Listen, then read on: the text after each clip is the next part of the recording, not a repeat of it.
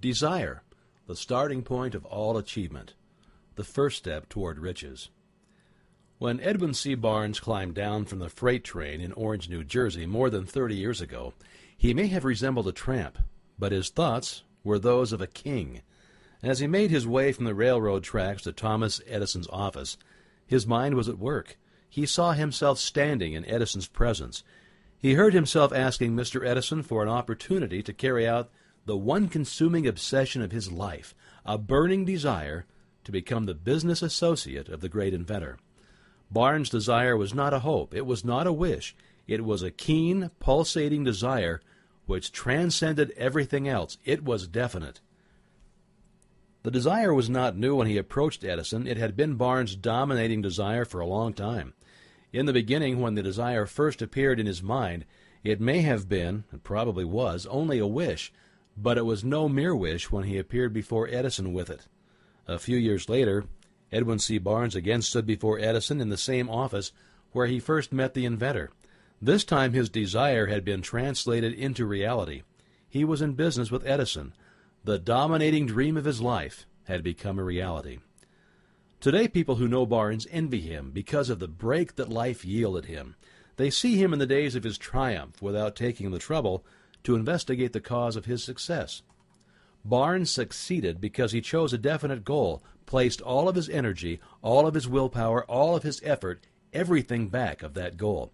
He did not become the partner of Edison the day he arrived. He was content to start on the most menial work as long as it provided an opportunity to take even one step toward his cherished goal. 5 years passed before the chance he had been seeking made its appearance. During all of those years, not one ray of hope, not one promise of attainment of his desire had been held out to him. Everyone except himself, he appeared only another cog in the Edison business wheel. But in his own mind, he was the partner of Edison every minute of the time, from the very day that he first went to work there. It's a remarkable illustration of the power of a definite desire. Barnes won his goal because he wanted to be a business associate of Mr. Edison more than he wanted anything else. He created a plan by which to attain that purpose, but he burned all bridges behind him. He stood by his desire until it became the dominating obsession of his life and finally a fact. When he went to Orange, he did not say to himself, "I will try to induce Edison to give me a job of some soft." He said, "I will see Edison and put him on notice that I have come to go into business with him." He did not say, "I will work there for a few months, and if I get no encouragement, I'll quit and I'll get a job somewhere else." He did say, "I will start anywhere. I will do anything Edison tells me to do. But before I'm through, I will be his associate." He didn't say, "I will keep my eyes open for another opportunity in case I fail to get what I want in the Edison organization."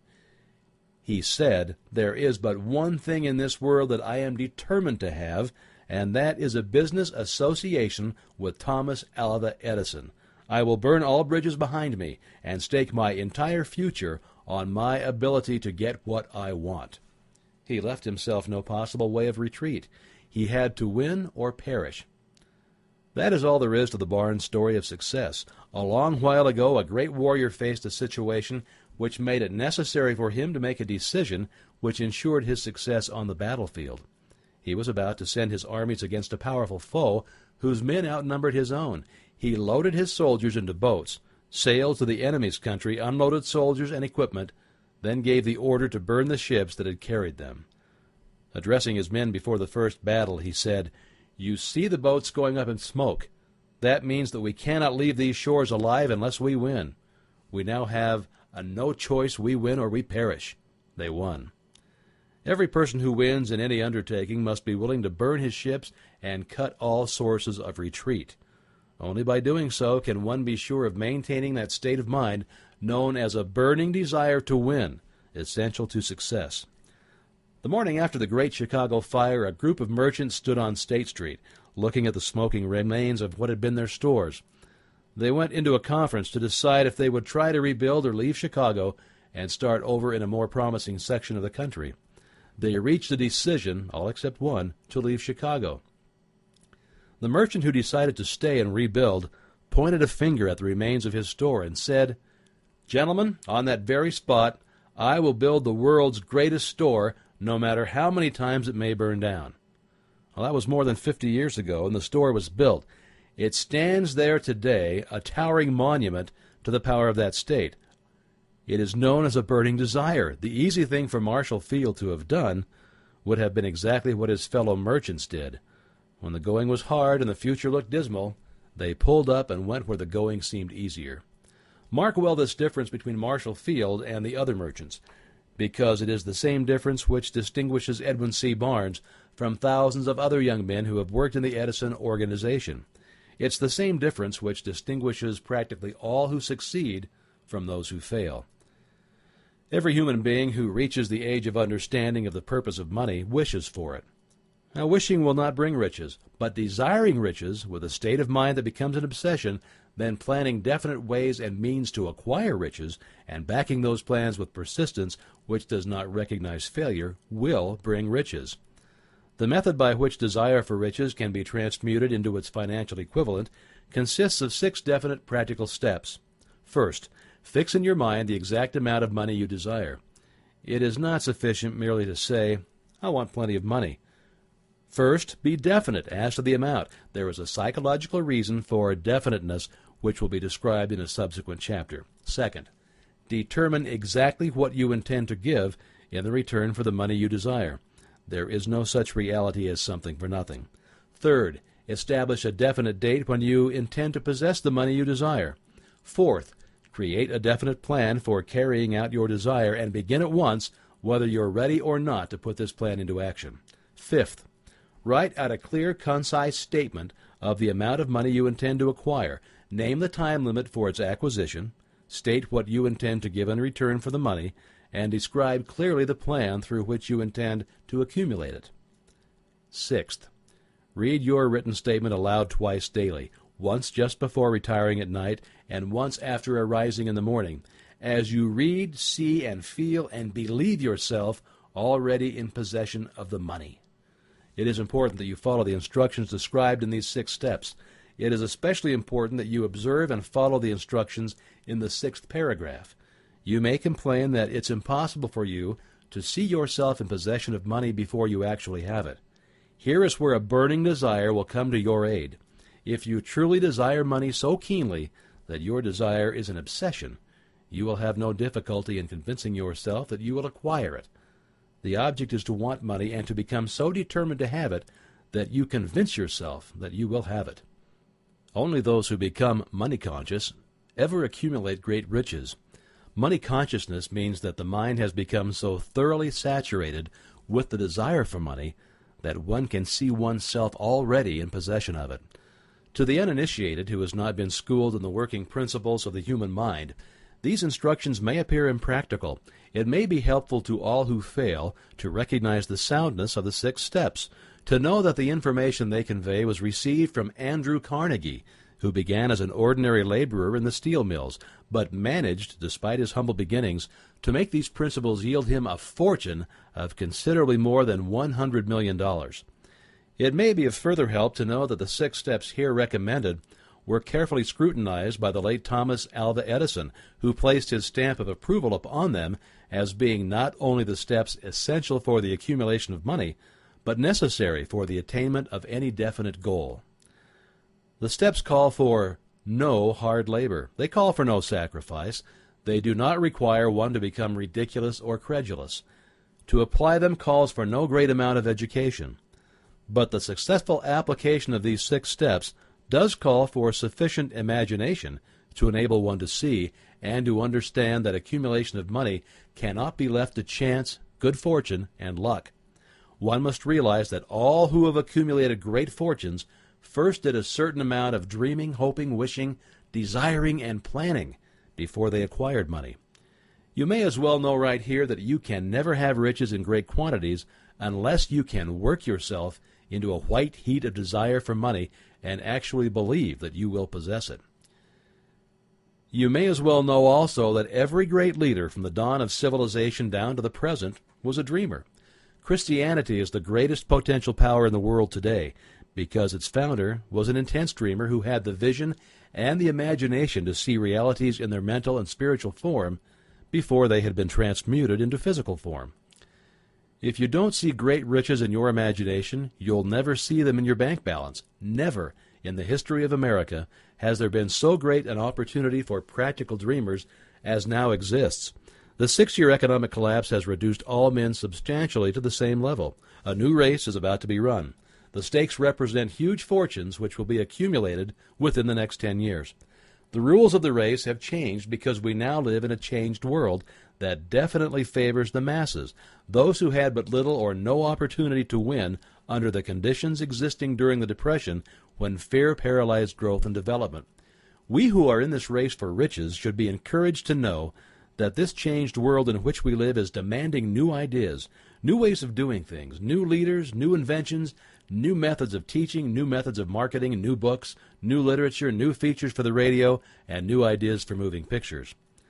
Back of all this demand for new and better things, there is one quality which one must possess to win, and that is definiteness of purpose, the knowledge of what one wants, and a burning desire to possess it.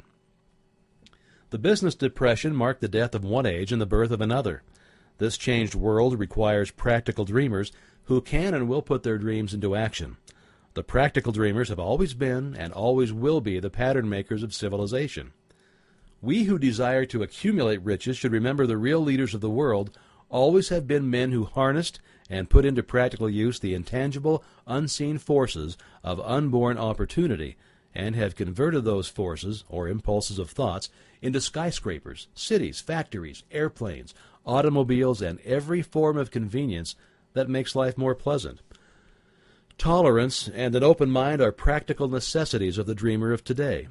Those who are afraid of new ideas are doomed before they start. Never has there been a time more favorable to pioneers than the present. True, there's no wild and woolly West to be conquered as in the days of the covered wagons, but there is a vast business, financial, and industrial world to be remolded and redirected along new and better lines. In planning to acquire your share of the riches, let no one influence you to scorn the dreamer. To win the big stakes in this changed world, you must catch the spirit of the great pioneers of the past, whose dreams have given civilization all that it has of value, the spirit which serves as the lifeblood of our own country, your opportunity and mine to develop and market our talents. Let us not forget, Columbus dreamed of an unknown world, staked his life on the existence of such a world, and then discovered it. Copernicus, the great astronomer, dreamed of a multiplicity of worlds and revealed them. No one denounced him as impractical after he had triumphed. Instead, the world worshipped at his shrine, thus proving once more that success requires no apologies and failure permits no alibis. If the thing you wish to do is right and you believe in it, go ahead and do it. Put your dream across and never mind what they say if you meet with temporary defeat, for they, perhaps, do not know that every failure brings with it the seed of an equivalent success. Henry Ford, poor and uneducated, dreamed of a horseless carriage. He went to work with what tools he possessed, without waiting for opportunity to favor him, and now evidence of his dream belts the entire earth. He has put more wheels into operation than any man who ever lived, because he was not afraid to back his dreams. Thomas Edison dreamed of a lamp that could be operated by electricity. He began where he stood to put his dream into action, and despite more than 10,000 failures, he stood by that dream until he made it physical reality. Practical dreamers do not quit. Whelan dreamed of a chain of cigar stores. He transformed his dream into action, and now the United Cigar Stores occupy the best corners in America. Lincoln dreamed of freedom for the black slaves. He put his dream into action and barely missed living to see a united North and South translate his dream into reality. The Wright brothers dreamed of a machine that would fly through the air. Now one may see evidence all over the world that they dreamed soundly. Marconi dreamed of a system for harnessing the intangible forces of the ether. Evidence that he did not dream in vain may be found in every wireless and radio in the world. Moreover, Marconi's dream brought the humblest cabin and the most stately manor house side by side. It made the people of every nation on earth backdoor neighbors. It gave the President of the United States a medium by which he may talk to all the people of America at one time and on short notice. It may interest you to know that Marconi's friends had him taken into custody and examined in a psychopathic hospital when he announced that he had discovered a principle through which he could send messages through the air without the aid of wires or other direct physical means of communication. The dreamers of today fare much better. The world has become accustomed to new discoveries. Nay, it has shown a willingness to reward the dreamer who gives the world a new idea. The greatest achievement was, at first and for a time, but a dream. The oak sleeps in the acorn, the bird waits in the egg, and the highest vision of the soul, a walking angel, stirs. Dreams are the seedlings of reality. Awake, arise, and assert yourself, you dreamers of the world. Your star is now in the ascendancy. The world depression brought the opportunity you've been waiting for. It taught people humility, tolerance, and open-mindedness. The world is filled with an abundance of opportunity which the dreamers of the past never knew. A burning desire to be and to do is the starting point from which the dreamer must take off. Dreams are not born of indifference, laziness, or lack of ambition. The world no longer scoffs at the dreamer nor calls him impractical. If you think it does, take a trip to Tennessee and witness what a dreamer president has done in the way of harnessing and using the great water power of America. A score of years ago, such a dream would have seemed like madness. You've been disappointed that you've undergone defeat during the Depression. You have felt the great heart within you crushed until it bled. Take courage, for these experiences have tempered the spiritual metal of which you are made. They are assets of incomparable value. Remember, too, that all who succeed in life get off to a bad start, and they pass through many heartbreaking struggles before they arrive. The turning point in the lives of those who succeed usually comes at the moment of some crisis through which they are introduced to their other selves. John Bunyan wrote The Pilgrim's Progress, which is among the finest of all English literature, after he had been confined in prison and sorely punished because of his views on the subject of religion. O. Henry discovered the genius which slept within his brain after he had met with great misfortune and was confined in a prison cell in Columbus, Ohio. Being forced through misfortune to become acquainted with his other self and to use his imagination, he discovered himself to be a great author instead of a miserable criminal and outcast. Strange and varied are the ways of life, and stranger still are the ways of infinite intelligence, through which men are sometimes forced to undergo all sorts of punishment before discovering their own brains and their own capacity to create useful ideas through imagination. Edison, the world's greatest inventor and scientist, was a tramp telegraph operator. He failed innumerable times before he was driven, finally, to the discovery of the genius which slept within his brain. Charles Dickens began by pasting labels on blacking pots. The tragedy of his first love penetrated the depths of his soul and converted him into one of the world's truly great authors. That tragedy produced first David Copperfield, then a succession of other works that made this a richer and better world for all who read the books. Disappointment over love affairs generally has the effect of driving men to drink and women to ruin, and this because most people never learn the art of transmuting their strongest emotions into dreams of a constructive nature. Helen Keller became deaf, dumb, and blind shortly after birth. Despite her greatest misfortune, she has written her name indelibly in the pages of history of the great. Her entire life has served as evidence that no one ever is defeated until defeat has been accepted as a reality. Robert Burns was an illiterate country lad. He was cursed by poverty, and grew up to be a drunkard in the bargain. The world was made better for his having lived, because he clothed beautiful thoughts in poetry, and thereby plucked a thorn and planted a rose in its place. Booker T. Washington was born in slavery, handicapped by race and color. Because he was tolerant, he had an open mind at all times on all subjects, and was a dreamer, he left his impress for good on an entire race. Beethoven was deaf, Milton was blind, but their names will last as long as time endures, because they dreamed and they translated their dreams into organized thought. Before passing to the next chapter, kindle anew in your mind the fire of hope, faith, courage, and tolerance. If you have these states of mind and a working knowledge of the principles described, all else that you need will come to you when you are ready for it. Len Emerson states the thought in these words: "Every proverb, every book, every byword that belongs to thee for aid and comfort shall surely come home through open or winding passages. Every friend whom not thy fantastic will, but the great and tender soul in thee craveth, shall lock thee in his embrace." There's a difference between wishing for a thing and being ready to receive it. No one is ready for a thing until he believes he can acquire it. The state of mind must be belief, not mere hope or wish. Open-mindedness is essential for belief.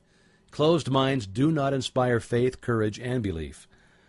Remember, no more effort is required to aim high in life, to demand abundance and prosperity, than is required to accept misery and poverty. A great poet has correctly stated this universal truth through these lines. I bargained with life for a penny, and life would pay no more. However, I begged at evening when I counted my scanty store, for life is just employer. He gives you what you ask. But once you have set the wages, why, you must bear the task. I worked for a menial's hire, only to learn dismayed that any wage I had asked of life, life would have willingly paid. Desire will outwit Mother Nature. As a fitting climax to this chapter, I wish to introduce one of the most unusual persons I have ever known. I first saw him 24 years ago, a few minutes after he was born. He came into the world without any physical sign of ears, and the doctor admitted, when pressed for an opinion, that the child might be deaf and mute for life. I challenged the doctor's opinion. I had the right to do so because I was the child's father. I, too, reached a decision and rendered an opinion, but I expressed the opinion silently in the secrecy of my own heart. I decided that my son would hear and speak. Nature could send me a child without ears, but nature could not induce me to accept the reality of the affliction. In my own mind, I knew that my son would hear and speak. How? I was sure there must be a way, and I knew I would find it. I thought of the words of the immortal Emerson. The whole course of things goes to teach us faith. We need only obey. There is guidance for each of us, and by lowly listening, we shall hear the right word. The right word? Desire. More than anything else, I desired that my son should not be a deaf mute. From that desire, I never receded, not for a second. Many years previously, I had written, "Our only limitations are those we set up in our own minds." For the first time, I wondered if that statement were true. Lying on the bed in front of me was a newly born child without the natural equipment of hearing. Even though he might hear and speak, he was obviously disfigured for life. Surely this was a limitation which that child had not set up in his own mind. What could I do about it? Somehow I would find a way to transplant into that child's mind my own burning desire for ways and means of conveying sound to his brain without the aid of ears. As soon as the child was old enough to cooperate, I would fill his mind so completely with a burning desire to hear that nature would, by methods of her own, translate it into physical reality. All this thinking took place in my own mind, but I spoke of it to no one. Every day I renewed the pledge I had made to myself not to accept a deaf mute for a son. As he grew older and began to take notice of things around him, we observed that he had a slight degree of hearing. When we reached the age, and when children usually begin talking, he made no attempt to speak, but we could tell by his actions that he could hear certain sounds, although slightly. That was all I wanted to know. I was convinced that if he could hear even slightly, he might develop still greater hearing capacity. And then something happened that gave me hope. It came from an entirely unexpected source. We bought a Victrola. When the child heard the music for the first time, he went into ecstasies and promptly appropriated the machine. He soon showed a preference for certain records, among them, "It's a Long Way to Tipperary." On one occasion he played that piece over and over for almost 2 hours, standing in front of the Victrola, with his teeth clamped on the edge of the case. The significance of this self-formed habit of his did not become clear to us until years afterward, for we had never heard of the principle of bone conduction of sound at that time. Shortly after he appropriated the Victrola, I discovered that he could hear me quite clearly when I spoke with my lips touching his mastoid bone or at the base of the brain. These discoveries placed in my possession the necessary media by which I began to translate into reality my burning desire to help my son develop hearing and speech. By that time he was making stabs at speaking certain words. The outlook was far from encouraging, but desire backed by faith knows no such word is impossible. Having determined that he could hear the sound of my voice plainly, I began immediately to transfer to his mind the desire to hear and speak. I soon discovered that the child enjoyed bedtime stories, so I went to work creating stories designed to develop in him self-reliance, imagination, and a keen desire to hear and to be normal. There was one story in particular which I emphasized by giving it some new and dramatic coloring each time it was told. It was designed to plant in his mind the thought that his affliction was not a liability, but an asset of great value. Despite the fact that all the philosophy I had examined clearly indicated that every adversity brings with it the seed of an equivalent advantage, I must confess that I had not the slightest idea how this affliction could ever become an asset. However, I continued my practice of wrapping that philosophy in bedtime stories, hoping that the time would come when he would find some plan by which his handicap could be made to serve some useful purpose. Reason told me plainly that there was no adequate compensation for the lack of ears and natural hearing equipment. Desire backed by faith pushed reason aside and inspired me to carry on. As I analyze the experience in retrospect, I can see now that my son's faith in me had much to do with the astounding results. He did not question anything I told him. I sold him the idea that he had a distinct advantage over his older brother, and that this advantage would reflect itself in many ways.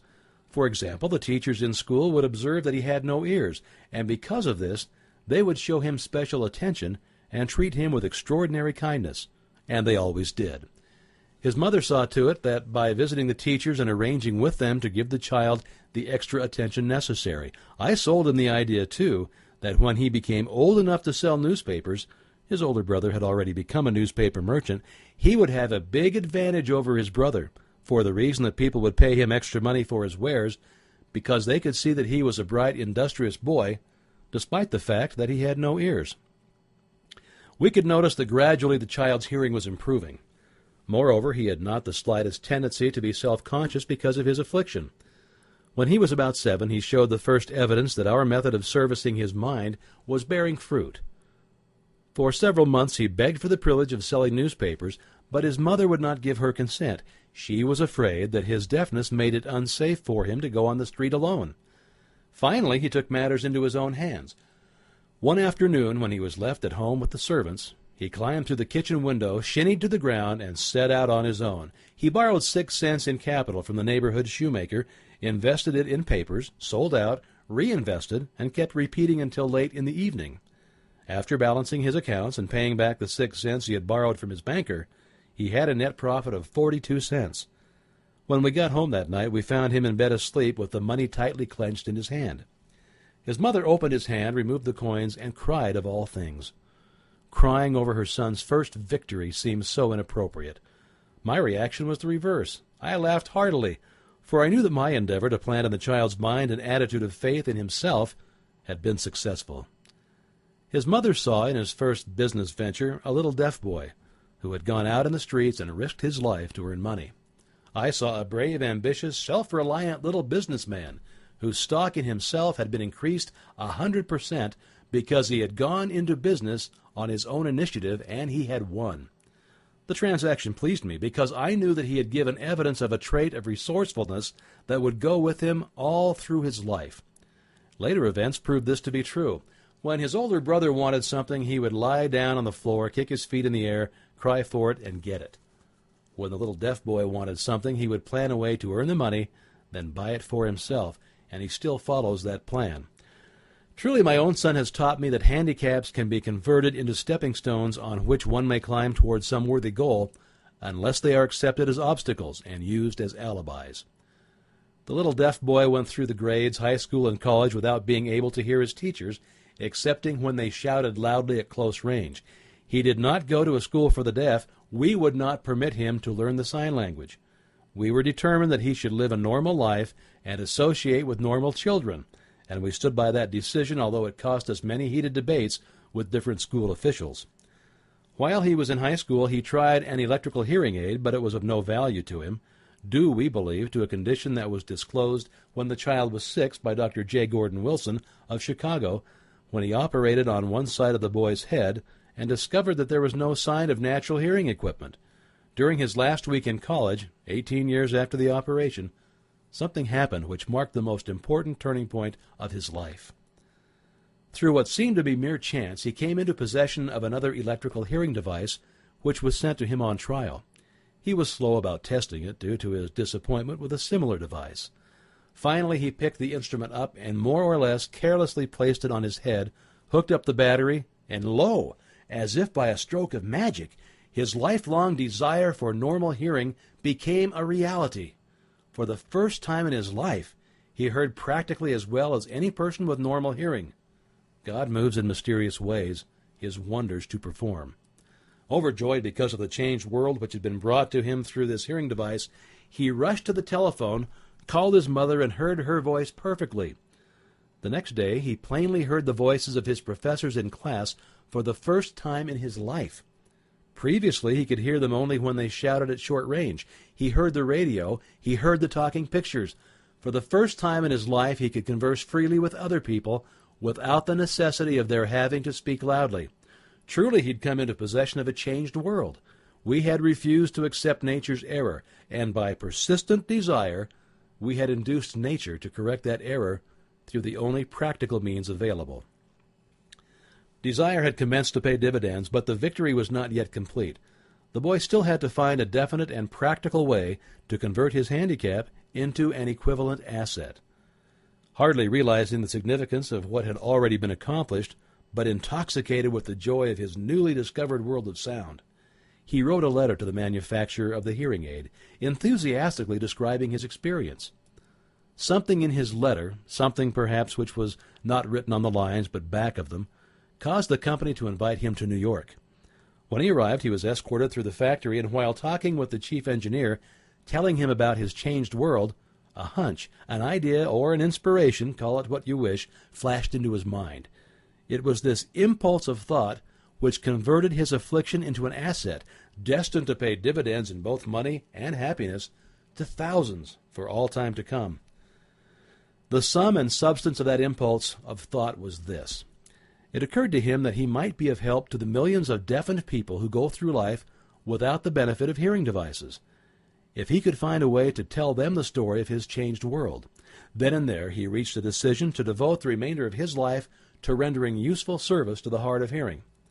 For an entire month he carried on an intensive research, during which he analyzed the entire marketing system of the manufacturer of the hearing device, and he created ways and means of communicating with the hard of hearing all over the world for the purpose of sharing with them his newly discovered changed world. When this was done, he put in writing a 2-year plan based upon his findings. When he presented the plan to the company, he was instantly given a position for the purpose of carrying out his ambition. Little did he dream when he went to work that he was destined to bring hope and practical relief to thousands of deafened people who, without his help, would have been doomed forever to deaf-mutism.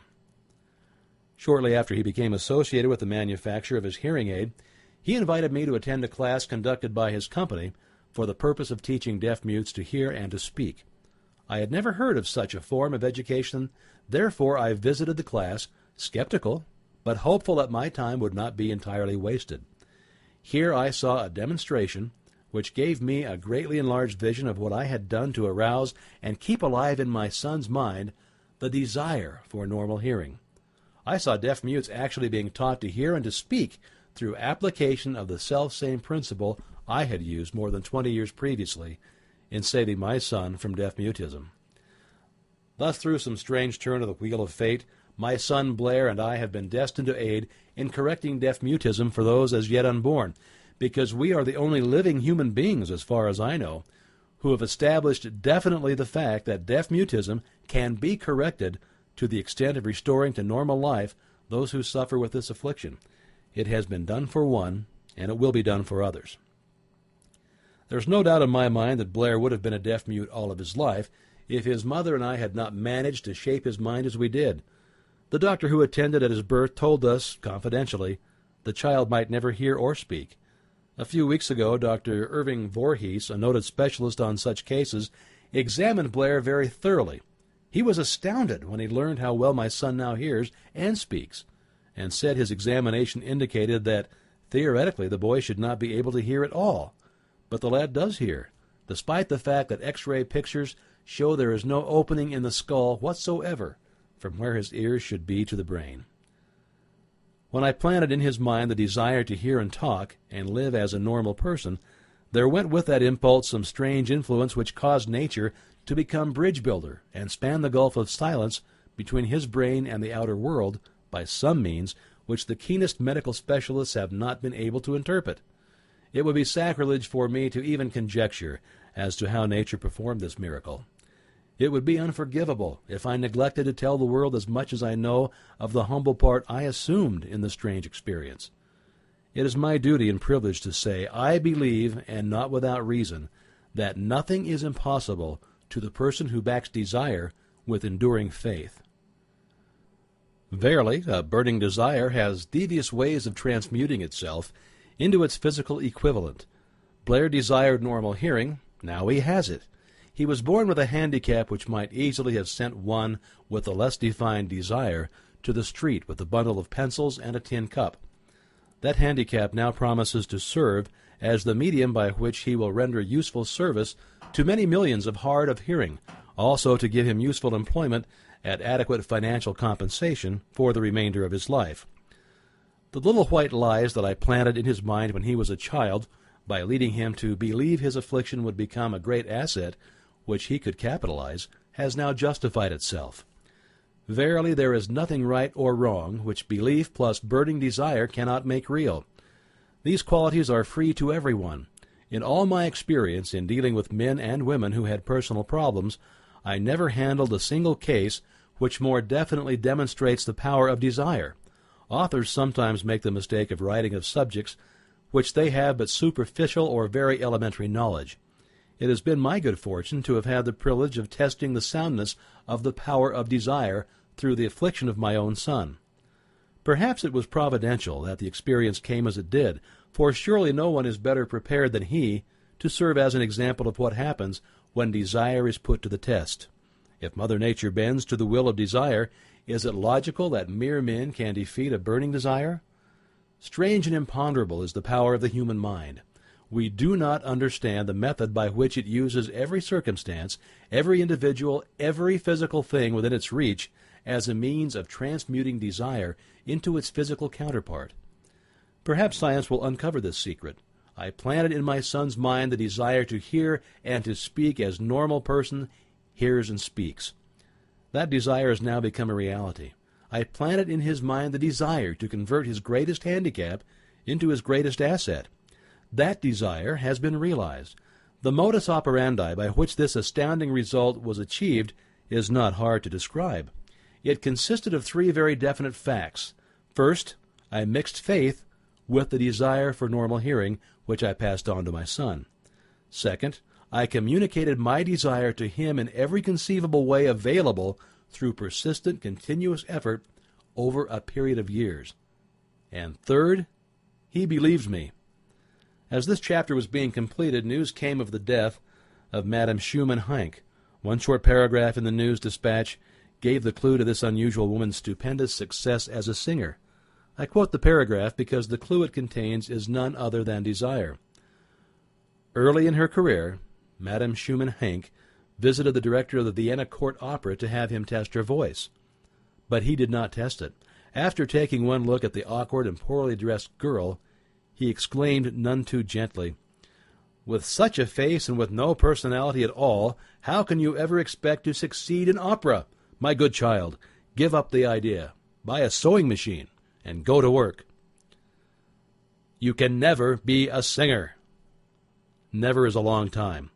The director of the Vienna Court Opera knew much about the technique of singing. He knew little about the power of desire when it assumes the proportion of an obsession. If he had known more of that power, he would not have made the mistake of condemning genius without giving it an opportunity. Several years ago, one of my business associates became ill. He became worse as time went on and finally was taken to the hospital for an operation. Just before he was wheeled into the operating room, I took a look at him, and I wondered how anyone as thin and emaciated as he could possibly go through a major operation successfully. The doctor warned me that there was little if any chance of my ever seeing him alive again. But that was the doctor's opinion. It was not the opinion of the patient. Just before he was wheeled away, he whispered feebly, "Do not be disturbed, Chief. I'll be out of here in a few days." The attending nurse looked at me with pity. But the patient did come through safely. After it was all over, his physician said, nothing but his own desire to live saved him. He never would have pulled through if he had not refused to accept the possibility of death.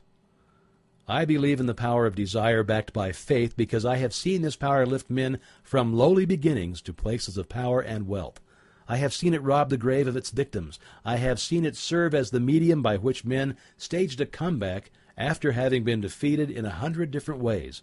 I have seen it provide my own son with a normal, happy, successful life, despite nature's having sent him into a world without ears. How can one harness and use the power of desire? This has been answered through this and the subsequent chapters of this book. This message is going out to the world at the end of the longest and perhaps the most devastating depression that America has ever known. It is reasonable to presume that the message may come to the attention of many who have been wounded by the depression, those who have lost their fortunes, others who have lost their positions, and great numbers who must reorganize their plans and stage a comeback. To all these, I wish to convey the thought that all achievement, no matter what may be, its nature or its purpose, must begin with an intense, burning desire for something definite. Through some strange and powerful principle of mental chemistry, which she has never divulged, nature wraps up in the impulse of strong desire that something which recognizes no such word as impossible and accepts no such reality as failure.